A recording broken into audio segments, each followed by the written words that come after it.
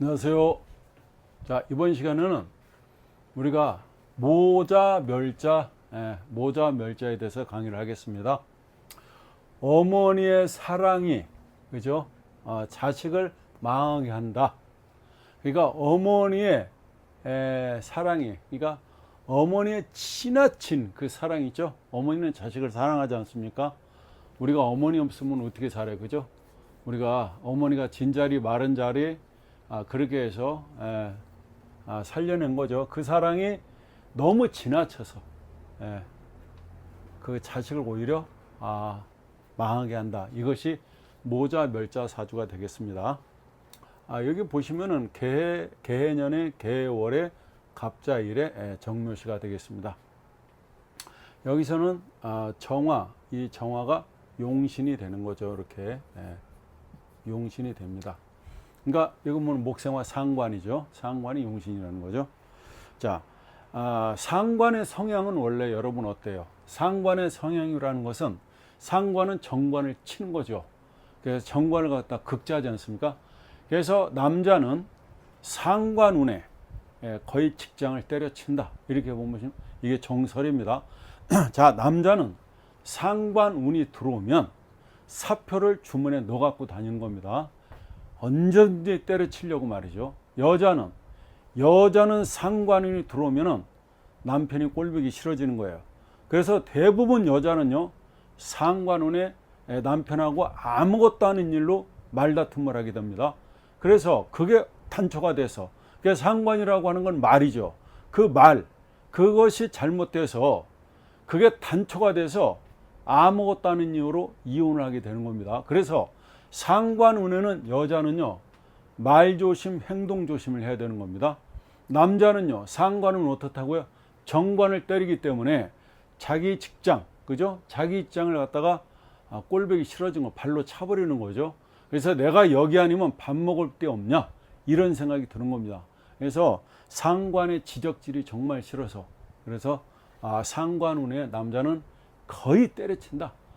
거기를 지나기가 어렵겠죠. 만약에 대운에서 상관이 들어오면 10년인데 그 10년 안에 그 직장을 계속 다니게 된다. 참 쉽지 않은 겁니다. 아무튼 참고하세요. 남자는 상관운에 직장 때려칠 확률이 되게 높고, 여자는 상관운에 남편이 그렇게 꼴보기 싫을 수가 없는 거예요. 예? 내가 저 사람을 택했다고 뭐 옷을 입는 거, 뭐 말하는 거, 뭐 음식을 쩝쩝거리면서 먹는 거, 아무튼 뭐 인상 찌그리는 거, 모든 것들이 마음에 안 드는 게 여자가 상관운이 올 때 그렇습니다. 왜 그래요? 상관은 관을 치기 때문이죠. 여자한테 관은 남편이지 않습니까? 예. 아무튼 상관운이 그렇게 좋은 건 아니죠. 그래서 이게 이렇게 그 상관운이 오게 되면은 어떻다고요? 보통 상관이라고 하는 것은 정관을 갖다 그 마음 상하게 하고, 또 정관을 갖다 극성스럽게 극제하는 게 맞는데, 이렇게 계속 하나만 가가지고 여기를 가가지고 극제하면 모르겠는데, 이렇게요, 떼거지로, 그죠? 이렇게 개수, 해수, 자수, 이게 떼거지로 몰려가 가지고 상관을 이렇게 그 치면은, 극제를 한다면 이런 거죠. 이게 정화가 이 사람한테는 식상이 되는데, 식상은 뭡니까? 남자든 여자든 식상은 자기의 손발입니다. 식상은 자기의 표현입니다. 식상은 자기의 어떤 기회입니다. 식상은 뭐예요? 자기가 나가는 진로란 말이에요. 자기가 말하는 거란 말이에요. 자기가 계획하는 거란 말이에요. 자기가 만들어내는 상품이란 말이에요. 이게 가서 한 바가지씩 물을 갖다 끼얹으면 이게 정화가 꺼지고 말겠죠. 예? 안 꺼지고 어떻게 배겨, 이게 꺼지고 마는 거지. 가뜩이나 여기 승목 위에 있는데, 그렇죠. 더군다나 자묘 형도 막았잖아요. 그리고 여기가 전체가 물이야. 그러니까 이 정화가 지금 힘들어 죽겠는데, 이게 뜨면은 이렇게, 이 정화는 또 뭐예요? 여러분, 심장도 되고 눈도 되는 겁니다. 이렇게 되면 거의 라식 수술한다고 보면 돼요. 예. 그러니까 이게 또 식상이라고 하는 건 자기 생명이에요. 그죠? 자기 생명을 갖다 두들겨 이렇게 치면은 수명도 단축된다 그렇게 보면 되는 겁니다. 그러니까 식상은 자기의 어떤 그 행동인데, 그죠? 자기의 어떤 그 몸짓인데 그걸 갖다 치면 극제하게 되면 이 사람이 나가는 거를 잘 못하는 거예요. 가서 움직이는 거, 활동하는 걸 싫어하게 되는 겁니다. 그래서 아무튼 정화가 용신인데, 그죠? 수생목 목생화로 나간다 그래도 이게 말이 안 되는 거예요. 이 많은 물이 수생목한다? 안 되죠. 젖어 있는 나무로 변한 거죠. 목생화가 안 되는 겁니다. 그래서 수생목해서 목생화를 간다 그래도 넘쳐나기 때문에 이게 넘어가서 이 불을 끄게 되는 거죠. 정화 용신을 완전히 꺼버리는 형국이 된다. 이 목일간 입장에서는 모친이 되는 거죠. 그죠? 오히려 모친 때문에 어때요?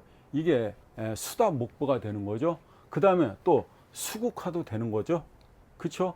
어머니 때문에 자기의 나아갈 바가 없어지는 거 아닙니까?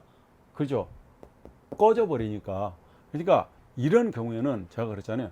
불이 우리가 그 소화기로 끌 수 있는 건데 소방소 사이렌 울고 한 10대 와버린 거예요.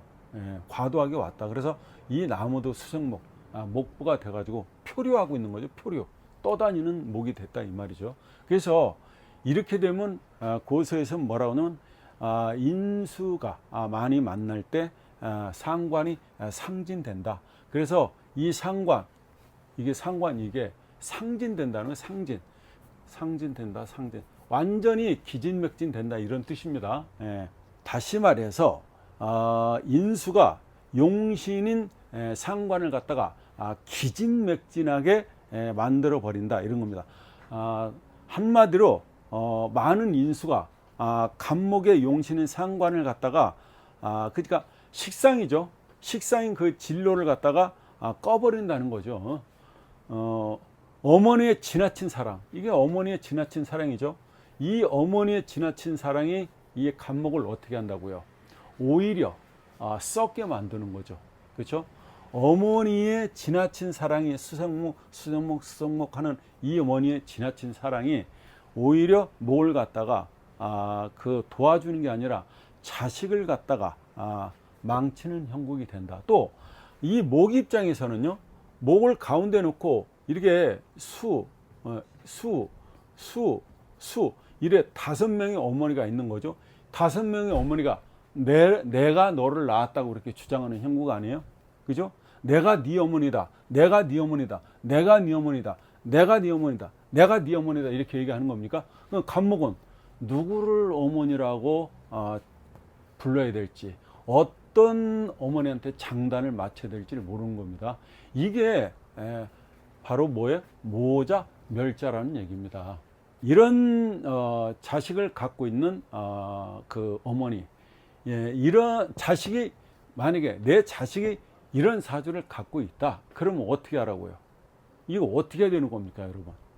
이런 경우에는 지체 없이 부모 슬하를 떠나서, 그죠?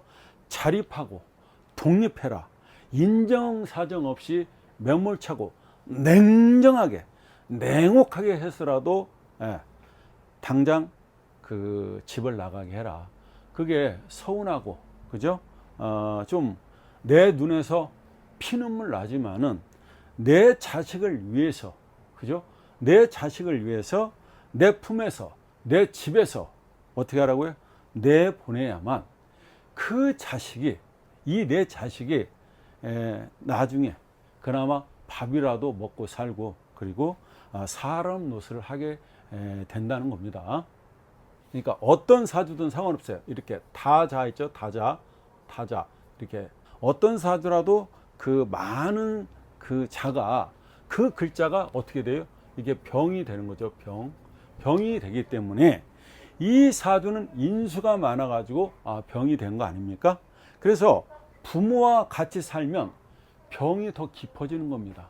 부모와 같이 살면서 병이 더 깊어지고 깊어진다는 얘기가 되겠습니다. 그래서 부모랑 같이 살면 내 뜻을 펴지 못해요. 그러니까 부모랑 살아서 좋은 일이 한 개도 없다. 좋은 일이 한 개도 일어날 수가 없다는 얘기입니다. 이 사주가 이렇게 정묘시가 아니고요. 정묘시가 아니고 이 사주가 병인시라면 이게 완전 다릅니다. 이렇게 병인시라면은 이거는요, 이는 아무리 많은 물도 빼내는 큰 배수관 역할을 하게 됩니다. 그 다음에 목생화가 되죠. 그러니까 이 많은 물을 여기다 빼내고 갑이 여기다 록을 놓게 되고 목생화로 나가고 병은 여기서 생지를 하고 있죠. 이러면은요, 이 사람 목화통명으로서 병은 뭐예요? 가리키는 거죠.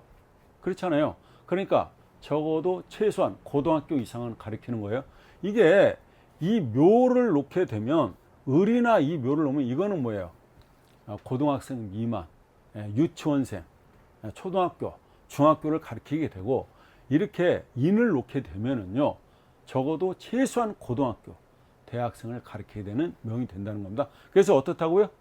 교육계로 나가는 명이 된다는. 그러니까 어떤 시를 갖고 태어나냐에 따라서 이 사주 판도가 달라진다는 겁니다. 묘를 놓게 되면요, 아까처럼 묘를 놓게 되면 수다목부가 되는 거예요. 그 묘라고 하는 거는 관이 굉장히 작아요.